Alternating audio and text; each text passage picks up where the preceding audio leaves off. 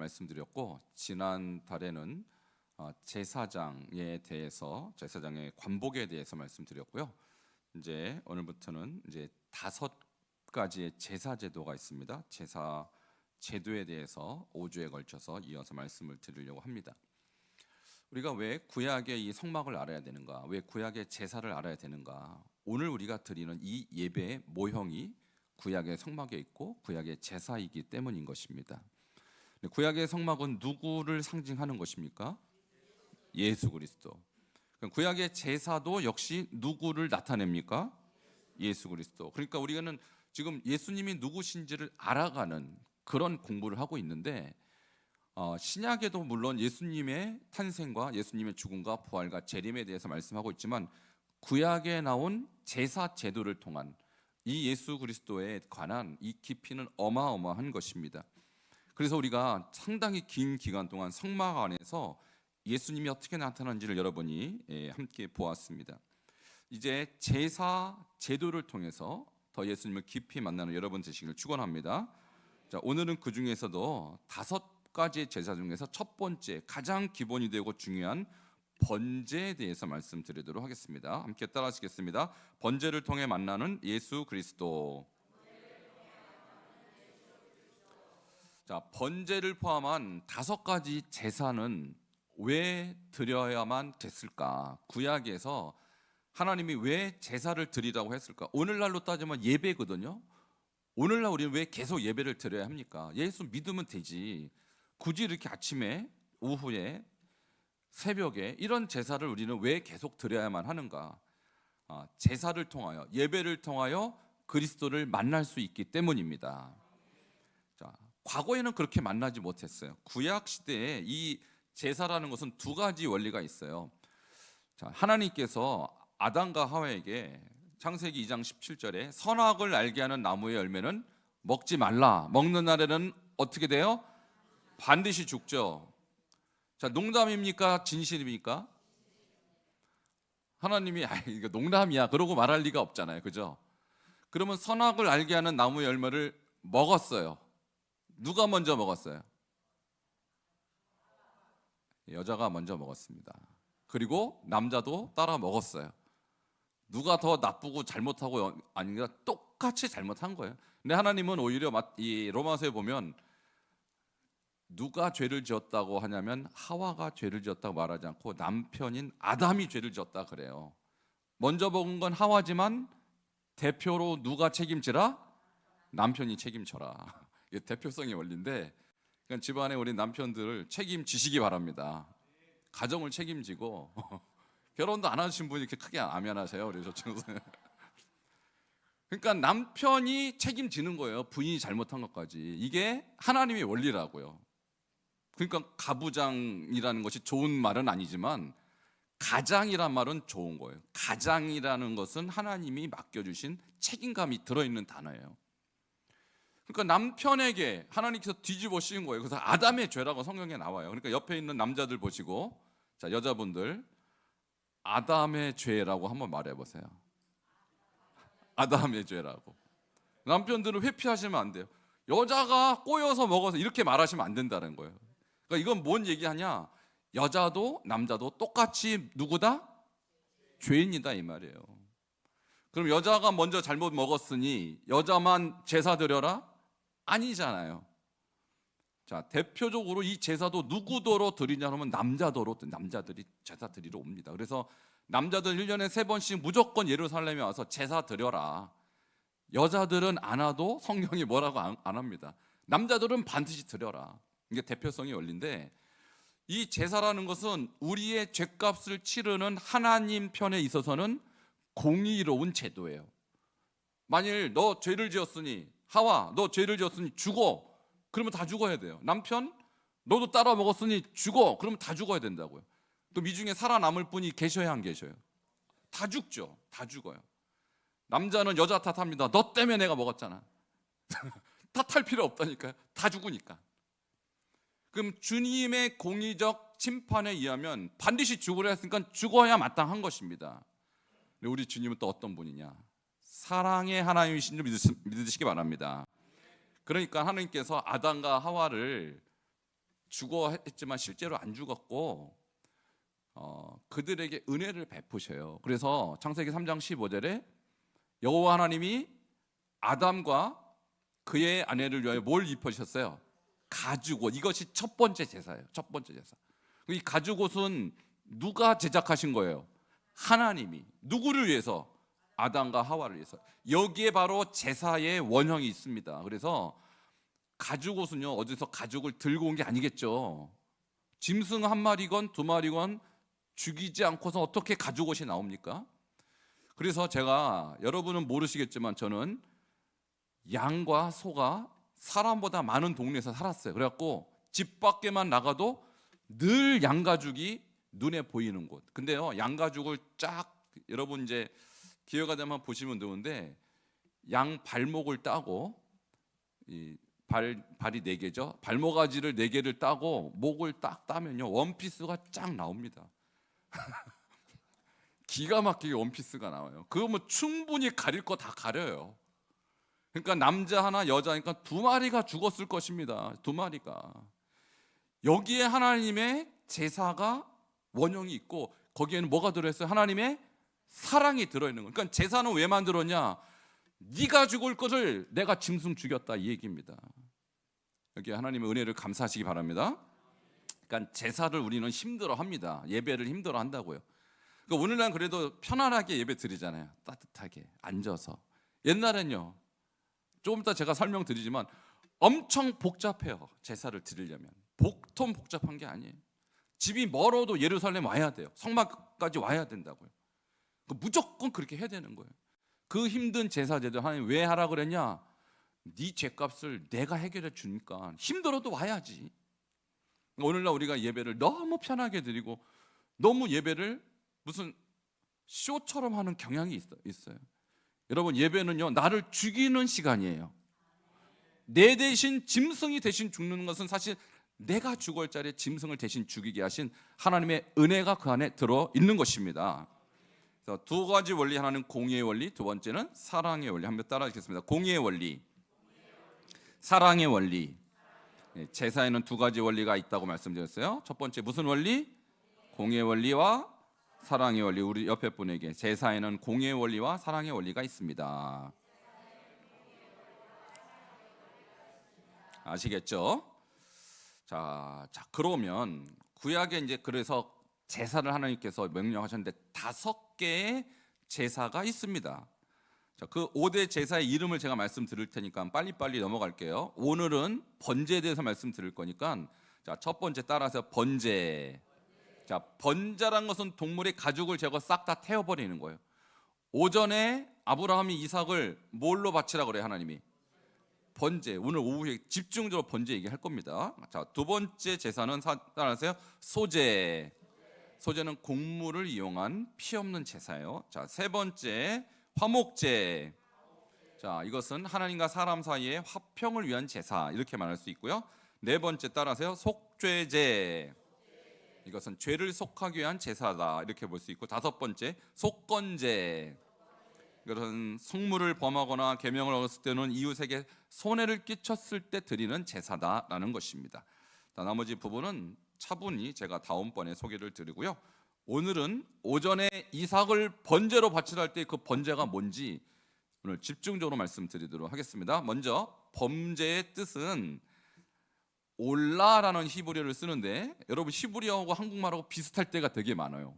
이 올라라는 히브리어가 뜻이 뭐예요? 올라가다, 올라가다. 자, 그래서 번제의 뜻은 올려보내는, 하나님께 올라가는 제사라는 거예요. 그러면 어떻게 올라가는 걸까요? 불을 태우면 뭐가 올라가요? 연기가 올라가죠. 이 올라가는 건 우리는 연기인데, 하나님은 이것을 하나님이 흠향한다. 흠향이라는 거 보시면 냄새를 맡는데 아주 너무너무 향기롭게 맡는 것을 흠향이라고 그래요. 하나님이 흠향하는 제사다. 그래서 번제라고 하는 것입니다. 자, 그러면 번제 바치는 제물을 먼저 보도록 하겠습니다. 자, 오늘 1장 1절부터 9절까지 읽었는데요. 2절을 다시 한번 읽도록 하겠습니다. 시작. 이스라엘 자손에게 말하여 이르라.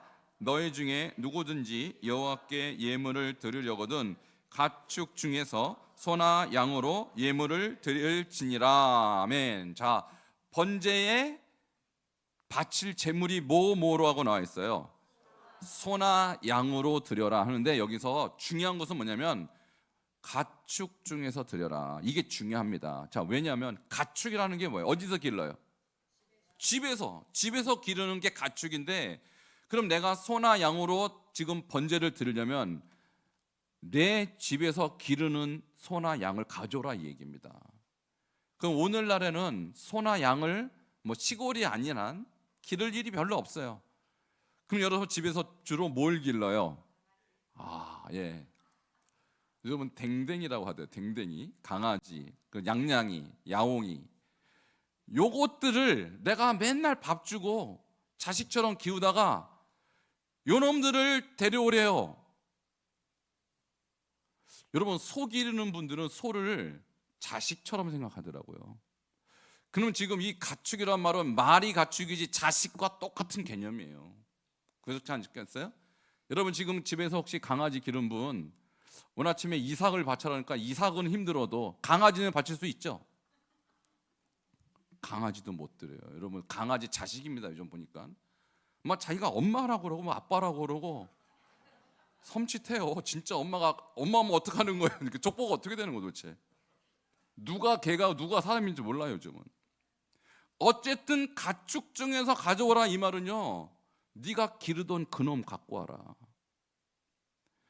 여러분 이건 장난 아닙니다. 아무리 짐승이라도 내가 기르던 건 개래도 자식 같은 거예요. 근데 그걸 바쳐라?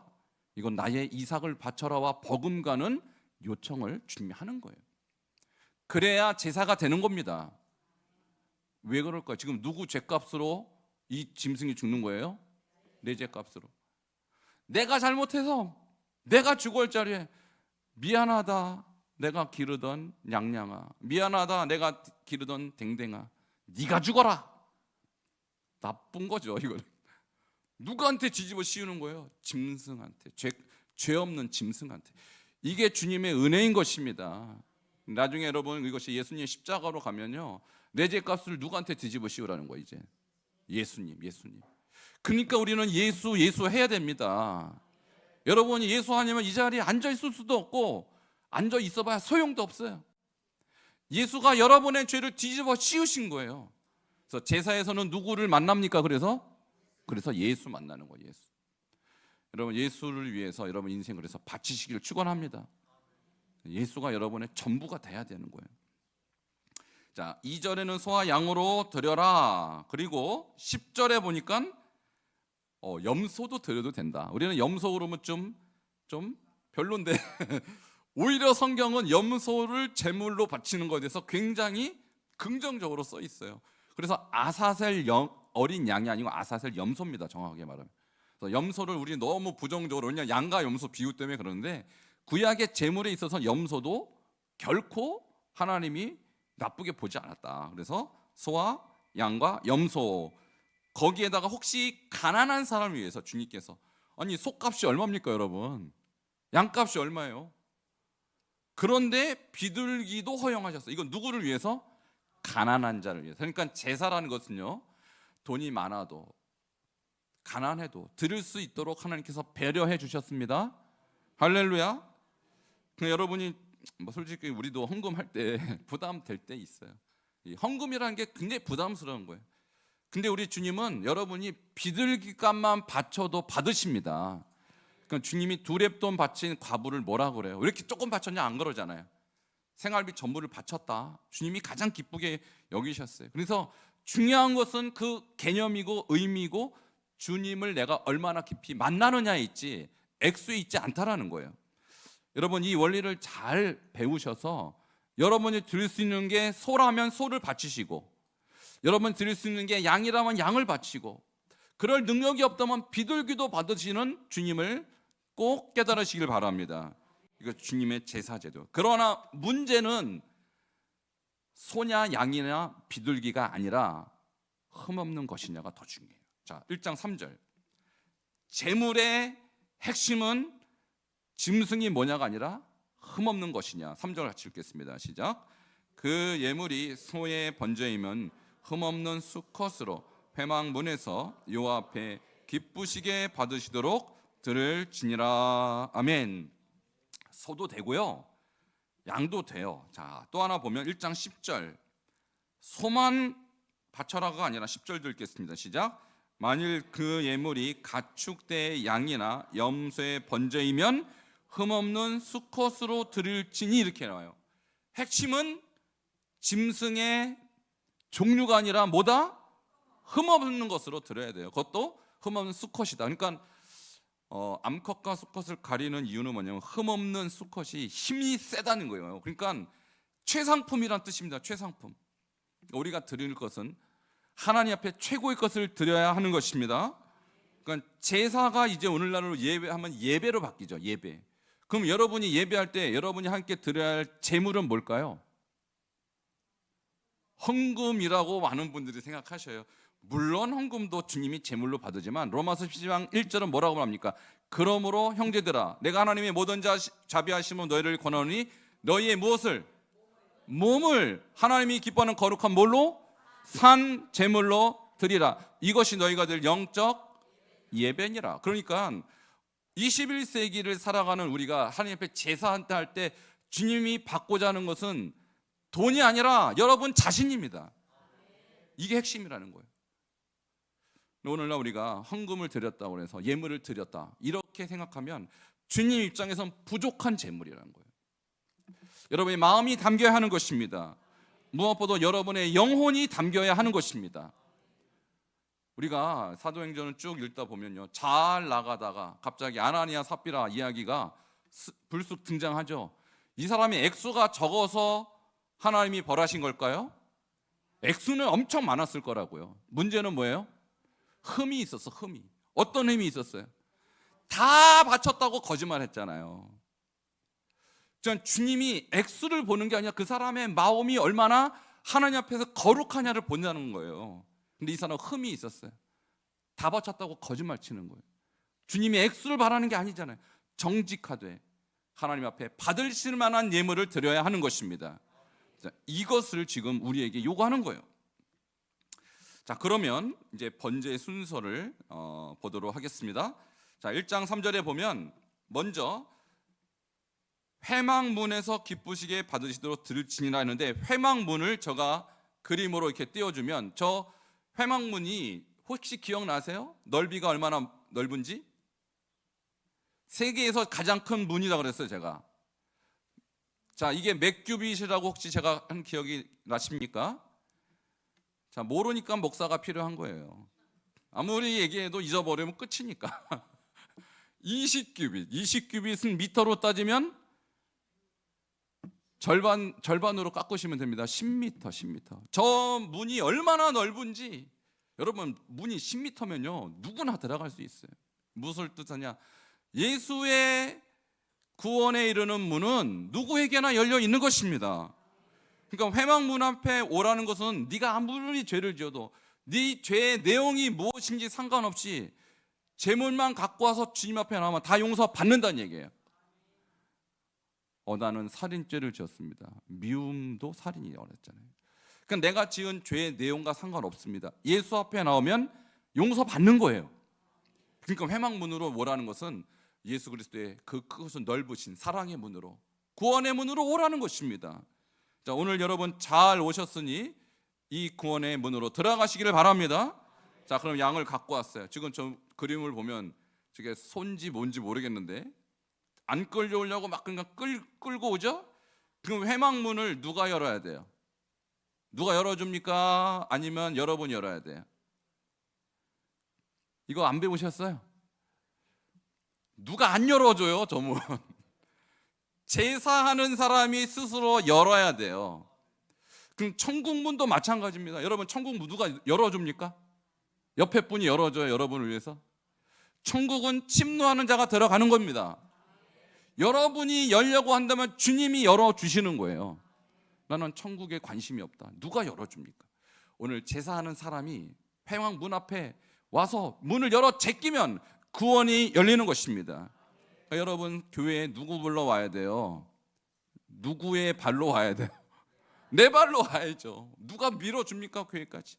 오늘 이렇게 교회에 와서 예배하고 예수 만나면 구원 받는 것입니다. 이 문은 스스로 열게 돼 있어요. 자, 이것이 첫 번째, 회망문으로 끌고 오라라는 의미이고요. 자, 두 번째 4절을 보도록 하겠습니다. 4절 같이 읽겠습니다. 시작. 그는 번제물의 머리에 안수할지니 그를 위하여 기쁘게 받으심이 되어 그를 위하여 속죄가 될 것이라. 아멘. 자, 첫 번째는 문 앞으로 끌고 와서 문을 열어 제껴라. 두 번째는 뭐냐면 그 짐승의 머리에 뭐 하라? 안수. 지금 안수하는 그림을 제가 그렸는데, 여러분 우리가 보통 주일날 아니면 뭐 특별 집회 때 뭐 혹시 아프신 분 있으면 제가 안수해 드리고, 또 특별 집회 때는 일일이 안수해 주잖아요. 근데 안수할 때 저는 이렇게 여러분 머리에 살짝 얹거든요. 근데 이 안수라는 의미가 그게 아니에요. 사실은 뭐냐면 의지하다라는 뜻이에요. 그게 무슨 뜻이냐? 저기 보면 저 소의 머리에 몸을 실을 만큼, 몸을 의지할 만큼 강력하게 세게 누르란 얘기예요. 이게 안수입니다. 안수는 두 손으로 하게 돼 있어요. 두 손으로. 저 뿔과 뿔 사이에 안수를 하는데 얼마나 세게 해야 돼요? 내 몸을 저 소에 의지할 만큼, 그러니까 모가지가 댕강 부러질 정도 세게 눌러라, 이 얘기입니다. 왜 그럴까요? 내 죄를 지금 전가하는 행위입니다. 내 죄가 너한테 가는데 살살살 만진다고 그게 전가가 되는 게 아니에요. 나에 있는 모든 죄덩어리를, 나에 있는 모든 죄의 속성을 너에게 지금 다 전가하는데 살살하면 되겠습니까? 세게 눌러서 글로 보내는 거예요. 여러분, 우리 예수님이 십자가를 지실 때 얼마나 세게 맞으셨어요? 그죠? 십자가에서 살살 찔렀습니까? 못을? 옆구리의 창을 살살 찔렀습니까? 물과 피가 다 나올 정도로 가장 비참하게 예수님은 안수를 당한 거라고요. 자, 이것이 구원의 원리인 것입니다. 그래서 여러분의 죄를 예수님께 전폭적으로 전가하라고 저 제도가 나온 거예요. 그러니까 여러분이 주님 앞에 나올 때는 여러분의 죄를 숨김없이 낱낱이 고백하시기를 축원합니다. 죄를 숨기면 안 된다는 거예요. 이건 나중에 회개. 그런 회개는 회개가 아닙니다. 여러분이 가지고 있는 죄, 여러분이 갖고 있는 문제, 주님 앞에 온전히 전가하시기 바랍니다. 이것이 안수의 의미인 것입니다. 자, 회망문에 갖고 왔고, 그 다음에 회망문을 열어서 안수해라. 근데 지금 안수는 누가 하는 거예요? 자, 이거를 여러분이 또 헷갈리시는 것 같은데, 안수를 제사장이 하면 의미가 있어요, 없어요? 지금 누구 죄값을 치르는 거예요? 그러니까 안수를 누가 하셔야 돼? 여러분 직접 하셔야 돼요. 직접. 가끔 이런 분이 있어요. 목사님, 누가 문제가 있고 우리 집안에 무슨 문제가 있어서 기도해 달라. 물론 기도해 줍니다. 근데 누가 더 기도해야 돼요? 솔직히 여러분이 더 기도하셔야 돼요. 여러분 자녀 구원을 위해서 목사도 기도하지만 누가 더 뜨겁게 기도해야 돼요? 내가. 그러니까 영적인 세계에 있어서는 1차적인 책임은 내 재산에게 있는 거예요. 그러니까 죄값을 치르는 부분도 여러분이 더 회개하셔야 주님의 은혜를 받는 것입니다. 자, 그래서 내가 하는 거예요. 이거 제사장이 하는 거 아닙니다. 이 제사제들을 보면요, 거의 다 자기가 하는 거예요. 거의 다. 제사장이 하는 거 별로 없어요. 자, 그 다음에 9장 시간이 없으니까 제가 좀 넘어갈게요. 1장 5절로 넘어갑니다. 1장 5절. 자, 안수까지 했죠? 그 다음 뭐 해야 되느냐? 자, 피를 뿌려요. 1장 5절 읽겠습니다. 시작. 그가 여호와 앞에서 그 숫송아지를 잡을 것이요 아론의 자손 제사장들은 그 피를 가져다가 회망 문 앞 제단 사방에 뿌릴 것이며. 자, 첫 번째 뭐 하라 그랬어요? 회망 문 앞으로 끌고 와라 제물을. 두 번째 뭐 하라 그랬어요? 안수하래. 안수. 세 번째는 뭐 하냐면, 자, 이게 좀 하나 빠지긴 했는데 본문에 의하면 그 숫송아지를 뭐 해라? 잡아라. 그러죠. 잡는 게 어떻게 잡는 거예요? 자, 아까 아브라함대로 이삭을 잡는 장면이 나오죠. 자, 이것을 내려쳐서 목을 베는 게 잡는 거예요. 그러니까 여기서 잡는다 이 말은요, 굉장히 강력한 표현이에요. 도살하다. 그러니까 피가 철철 넘치도록 죽여라 이 뜻입니다. 자, 이것도 누가 잡아요? 제사장이 잡아주면 좋겠죠. 여기도 자기가 잡는 거예요. 그러니까 구약의 제사를 보면요, 거의 다 자기가 하는 거예요. 근데 여러분이 교회에 와서 목사님이 설교 다 하고, 목사님이 축도하고, 목사님이 기도하고, 여러분 별로 안 하고 가는 경우가 많아요. 근데요, 진짜 제사는 여러분이 해야 됩니다. 여러분 아무것도 안 하고 목사가 다 하는 것은 성경적이지 않다. 그래서 모든 제사의 모든 예배의 중심은 물론 하나님께 드리는 거지만 여러분이 기도하고 여러분이 예배하고 여러분이 하나님께 올려드려야 하는 것입니다. 자, 여기까지 자기가 하고 이제 제사장이 뭘 하냐? 피가 뚝뚝 떨어질 거 아닙니까? 이거를 저기 써 있잖아요. 아론의 자손 제사장들은 그 피를 가져다가 회막 문 앞 제단 사방에 뿌릴 것이며, 요게 제사장이 하는 거예요. 요게. 자, 요거 어려울까요? 힘들까요?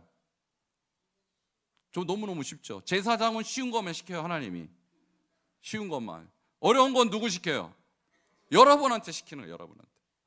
그러니까 제사를 지금은 교회가 대부분 목사가 하고 대부분 교육자들이 다 하는데 그 잘못된 겁니다. 여러분이 주님 앞에 적극적으로 제사에 참여해야 되는 것입니다. 자, 그래서 요 피 뿌리는 건 또 뭘 뜻하는 거냐? 이런 거예요. 생명이에요. 피는 생명입니다. 그래서 생명이 피어 있기 때문에 피 흘림이 없은즉 사함이 없느니라. 그러니까 지금 이 짐승의 피를 뿌리는 것이 아니라 사실 누구 피를 뿌리는 개념이에요. 내 피를, 내 생명을 주님께 바칩니다. 내 생명을 바칠 때 주님의 은혜가 임하는 것입니다. 그래서 예수님이 제자들에게 그러죠. 오병이어를 다 먹고 사람들이 쫓아오니까 너희가 나를 따라오는 것은 먹고 배부른 까닭이라고 예수님이 지적하시고, 인자의 살을 먹지 않냐고 인자의 피를 마시지 않으면 너희 속에 뭐가 없다? 생명이 없느니라. 그냥 다 도망가잖아요. 예수님이 제자들한테 물으면 너희도 가려느냐? 베드로가 뭐라 합니까? 영생의 말씀이 주께 있사오니 우리가 누구에게로 가오리까 그래요. 그러니까 영생의 말씀은 바로 피의 말씀이요 생명의 말씀인 것입니다. 이 피 흘림이 바로 구원의 시작인 거예요. 그래서 이것은 제사장이 합니다. 자, 그리고 나서 6절 다섯 번째 과정으로 넘어갑니다. 자, 6절 읽겠습니다. 시작. 그는 또 그 번제물의 가죽을 벗기고 각을 뜰 것이요. 자, 가죽도 벗기고 이제 각드라고 그래요. 각들어. 여러분 이거 누가 하는 거예요? 이것도 다 본인이 하는 거예요. 제사장 별로 하는 거 없어요. 지금 짐승도 내가 끌고 와야 돼요. 집이 멀면 그 먼 거리를 내가 끌고 와야 돼요. 문도 내가 열어야 돼요. 잡는 것도 내가 잡아야 돼요. 가죽도 내가 벗겨야 돼요. 그리고 각도 내가 떠야 돼요. 이게 제사의 원리. 근데 이게 내가 키우던 가축이라고 그랬잖아요. 지금 아브라함이 이삭을 하나님께 제단에 바칠 때 똑같은 과정을 다 해야 된다는 거예요. 어마어마한 겁니다. 이것은. 자, 이것은 전적인 자기 부위를 말하는 것입니다. 가죽을 벗기는 거, 각을 뜨는 거, 조각을 낸다. 무슨 뜻입니까? 자아를 완전히 파괴하는 것입니다. 우리 하나님께 나아갈 때는 내 자신이, 내 자아가 있어서는 안 되는 것입니다. 내 자는 완전히 벗겨버리고 내 자는 완전히 각을 떠서 주님 앞에 조각난 모습으로 부서져야 하는 것입니다. 이 예배를 하나님이 받으신다라는 것을 상징하는 것입니다. 자, 여섯 번째 과정으로 넘어갑니다. 1장 8절입니다. 시작. 아론의 자손 제사장들은 그 뜬 각과 머리와 기둥을 제단 위에 불에 있는 나무 위에 버려놓을 것이며. 자, 제사장들이 할 일이 아까는 피 뿌리는 거하고 요번에 또 나와요. 나무 버려놓는 거. 별거 아닌 것만 해요. 제사장들은 좌우간. 자, 이것은 무엇을 뜻합니까? 예수님이 십자가에 못 박히실 때 나무 위에 달리시죠. 이것을 상징하는 거예요. 제물을 나무 위에 버려놓는 것은 십자가에 매다는 행위와 비슷한 개념을 갖고 있어요. 자, 일곱 번째입니다. 자, 거의 끝난 것이죠. 1장 9절 상반절을 같이 읽겠습니다. 시작. 그 내장과 정강이를 물로 씻을 것이요. 자, 순서를 보면 가죽을 벗겼죠. 각을 떴죠. 내장이 있잖아요. 이것을 뭘로 씻어라? 물로 씻어라. 이건 또 왜 씻는 것인가? 내장 안에는 불순물이 있죠. 이것을 완전히 제거하는 거예요. 이것은 뭐냐면 제물의 성결함을 말하는 것입니다. 우리 예수님 흠없는 제물이었어요. 마찬가지로 우리도 주님 앞에 나올 때 우리가 흠없는 제물이 되어야 하는 것입니다. 이것은 제물의 성결함을 말하는 것입니다. 자, 이렇게 됐을 때 예수 그리스도라는 이 제물은 하나님 앞에 흠없는 제물이 되고 그리고 아름다운 향기가 되는 것입니다. 자, 그리스도가 아름다운 향기라는 것은 에베소서 5장 2절에 나와 있는데 번제물은 결국은 하나님이 받으신 향기라는 거예요. 자, 향기 5장 2절 함께 읽겠습니다. 시작. 그리스도께서 너희를 사랑하신 것 같이 너희도 사랑 가운데 행하라. 그는 우리를 위하여 자신을 버리사 향기로운 제물과 희생 제물로 하나님께 드리셨느니라. 아멘. 자, 우리 예수님이 죽으신 그 십자가 사건은 번제물의 제물과 같이 하나님께 향기로운 제물이 되었다는 것입니다. 우리가 그 예수님의 은혜를 힘입어 하나님 앞에 나아갈 수 있게 된 것입니다. 자, 1장 9절 후반절에 보면 이는 화제라 여호와께 향기로운 냄새니라. 이 향기로운이란 뜻은 안식하는, 편안케 하는 그런 뜻이에요. 자, 무엇을 말합니까? 우리가 예배를 하면 하나님이 안식하고 우리에게 편안케 하는 마음을 갖는다는 거예요. 다시 말하면 하나님과 우리의 사이가 화평의 관계가 된다는 것을 의미하는 것입니다. 제사는, 예배는 우리와 막혔던 하나님과의 담을 여는 것입니다. 제사는, 예배는 하나님의 마음을, 분노의 마음, 진노의 마음에서 돌이키는 역사가 일어나는 것입니다. 그래서 우리가 하나님 앞에 제사할 때 우리의 죄값은 사해지고 하나님이 편안함으로 우리를 맞아주신다는 그런 의미가 번제 안에 있는 거예요. 자, 말씀을 정리합니다. 오늘 말씀을 통해서 우리가 깨달은 것은 뭐냐? 번제라는 것은 나를 완전히 불태워 하나님께 드리는 제사입니다. 오늘날 우리가 21세기에 드리는 예배가 과연 번제인가? 형식은 다를지라도 여러분의 자신을 주님께 불태우는 제사를 드리십시오. 하나님이 받으시기에 합당한 거룩한 산 제물이 되십시오. 그럴 때 우리 자신이 하나님 앞에 향기로운 제물이 된다라는 거예요. 근데 이 모든 것을 우리에게 보여주신 분이 바로 예수 그리스도이신 것입니다. 그래서 우리가 오늘 다시 한번 이 제사를 통하여 예수 그리스도를 만나고 우리도 주님을 본받아 주님 옆에 향기로운 제물을 드는 저와 여러분 되기를 주 이름으로 축원합니다. 우리 옆에 분에게 한번 축복하겠습니다. 향기로운 제물이 되십시다. 우리 이 말씀을 마음에 품고 함께 찬양 드리길 원하는데요. 우리 보좌 앞에 모였네 함께 주를 찬양하며 하나님의 사랑 그 아들 주셨네. 그의 피로 우리는 구원을 받았네. 십자가에서 쏟으신 그 사랑 강같이 온 땅에 흘러 각 나라 족속과 백성 방언에서 구원받고 주 경배드리네. 오늘 이 찬양을 부를 때 나를 위하여 희생 제물이 되시고 향기로운 제물이 되신 예수님을 통하여 우리가 주님 앞에 나왔습니다. 우리도 주님을 본받아 하나님 앞에 향기로운 제물 되는 우리의 삶이 되길 원합니다. 우리 그런 마음으로 다 같이 일어나서 이 찬양 드립니다.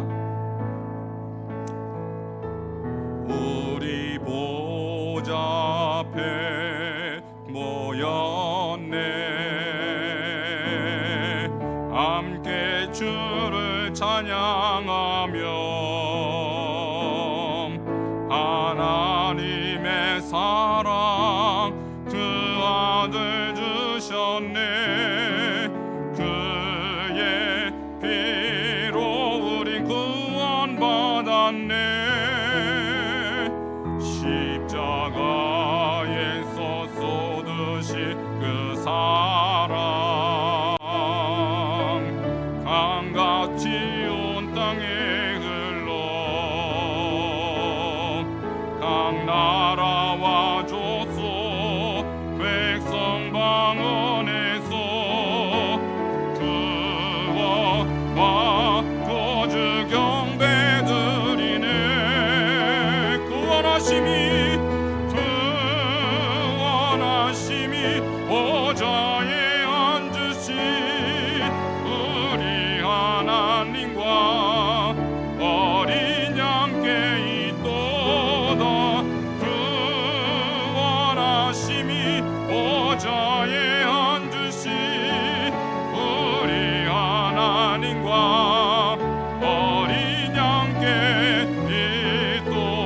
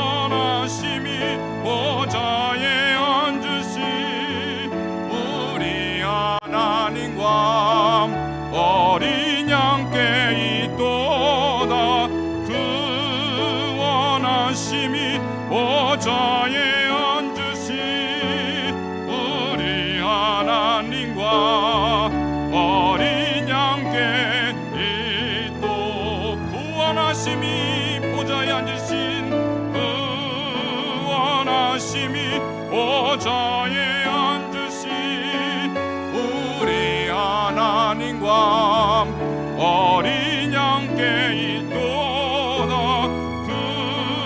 구원하심이 보좌에 앉으신 우리 하나님과 어린 양께 있도다.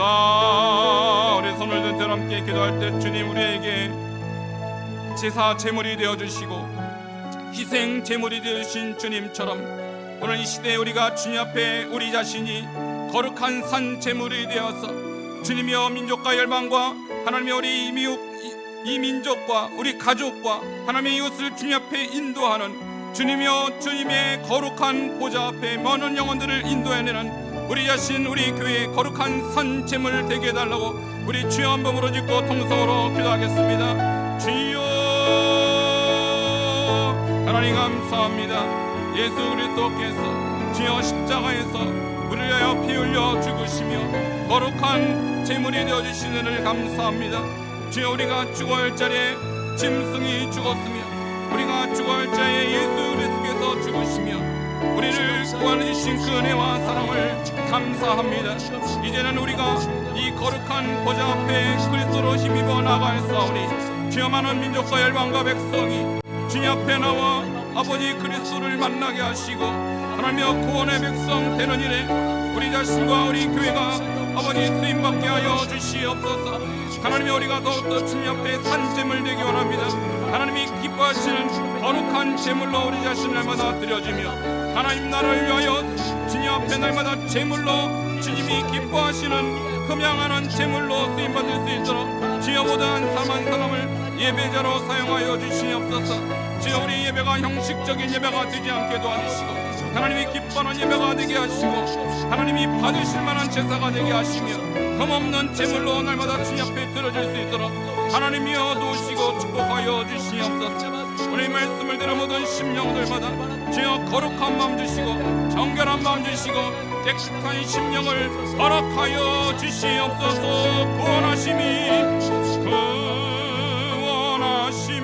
보좌에 앉으신 우리 하나님과 어린 양께 있도다. 구원하심이 보좌에 앉으신 우리 하나님과 어린 양께 있도. 구원하심이 보좌에 앉으신 보좌에 앉으신 우리 하나님과 어린 양께 있도다. 구원하심이 보좌에 앉으신 우리 하나님과 어린 양께 있도다.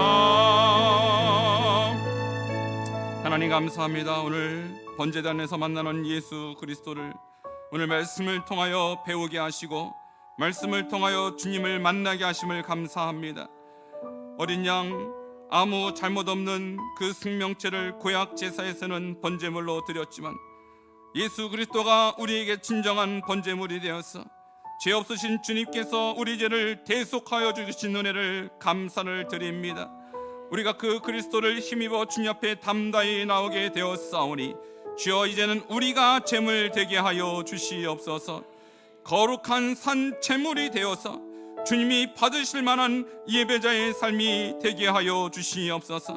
하나님이여 주일 예배뿐만 아니라 우리의 매일의 삶이 제사가 되게 하시고 매일의 삶이 주님을 만나는 향기로운 제물이 되어서 우리의 삶으로 하나님이 영광을 받으시며 우리의 삶으로 많은 영혼이 주님 앞에 돌아오는 사역이 일어날 수 있도록 축복을 더하여 주시옵소서.